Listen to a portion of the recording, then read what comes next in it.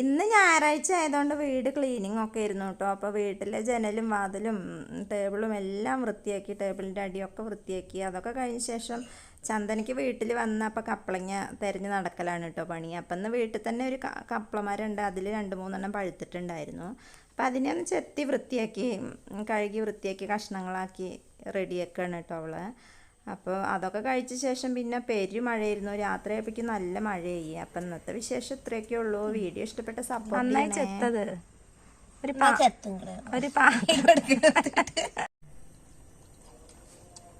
നല്ല മധുരം ഉണ്ടോടി?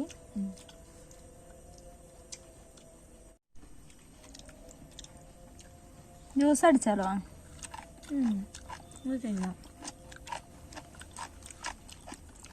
ഒരുപാട് പഴുത്തിട്ടില്ല, നന്നായി പഴുത്തുണ്ട്. പാല് വേണം ജ്യൂസ് കുടിക്കണമെങ്കിൽ അല്ലേ?